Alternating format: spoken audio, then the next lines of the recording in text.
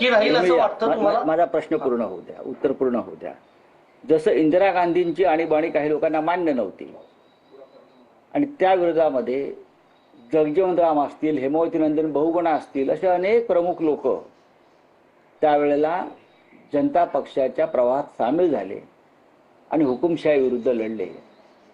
असे काही लोक आजही सत्ताधारी पक्षामध्ये आहेत की त्यांना असं वाटतं की ज्या पद्धतीने देश पुढे निघालेला आहे हे योग्य नाही. अशा लोकांना सुद्धा इंडिया आघाडीतर्फे आवाहन केलं जाईल. नाही, आता या पराभवानंतर एकी राहील असं वाटतं का? इंडिया हे नाव दिलेले नितीश कुमार तुमच्या सोबत नाहीत, बघा पुढे काय होईल? नाही, असं आहे की नितीश कुमार हे पहिल्यापासूनच भरकटलेले होते. नितीश कुमार कधीच कुठे स्थिर नव्हते. नितीश कुमार यांचं मानसिक संतुलन किती बिघडलेलं आहे हे आपण पाहत असता. त्याच्यामुळे नितीश कुमार जाणार हे ममता बॅनर्जी पहिल्याच बैठकीत सांगत आहेत. हे पण तुम्हाला मी सांगतो.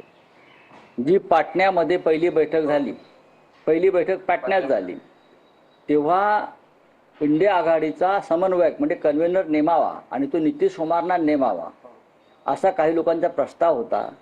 पण तेव्हाही ममता बॅनर्जी म्हणाल्या ये नहीं रहेगा, ये जाने वाले, उनका डील हो गया है, आणि ते गेले. विधानसभा लोकसभेला सुद्धा त्यांनी स्वबळाचा नारा दिला. राहुल गांधींच्या हो, विरोधात पण त्याने भारतीय जनता पक्षाबरोबर हात मिळवणे केले नाही ना. चुकलं का ममता बॅनर्जी? त्याने इंडिया आघाडी आठवली. बरोबर आहे तुमचं म्हणणं की मी कालही म्हणालो की शेवटी मोठा नेता राज्यातला असतो, त्याने काही गोष्टी समजून घेतल्या पाहिजेत.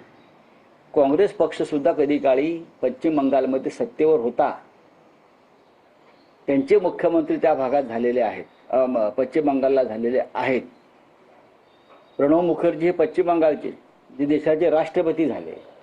त्याच्यामुळे काँग्रेसला सुद्धा जर सांभाळून घेता आलं असतं तर चित्र वेगळं दिसलं असतं. पण आता इंडिया आघाडी एकत्र यावी यासाठी मोठे नेते आव्हान करणार आहेत, काही स्ट्रॅटेजी केलेलं आहे.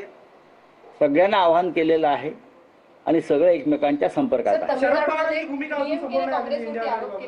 तमिळनाडूमध्ये डीएमकेने काँग्रेसवर आरोप केलेला आहे की तिथे निवडणुकीत काँग्रेसचा पाठिंबा मिळाला नाही, काँग्रेसने टीव्हीकेला मदत केली आणि कुठेतरी विश्वासघात. हा त्यांचा अंतर्गत विषय आहे, ते बोलतील.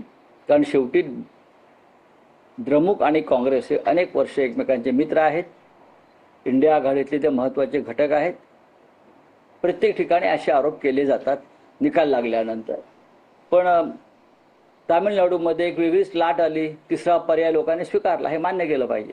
लाडकी बहीण योजना पुन्हा आता वादात सापडली. 65 लाख अपात्र लाडक्या बहिणींकडून पैसे घ्यायची तयारी राज्य सरकारची आहे. सगळ्यांकडून 2 महिन्यांचे पैसे. जर कोणी बनावट कागदपत्र भ्रष्ट मार्गाने सरकार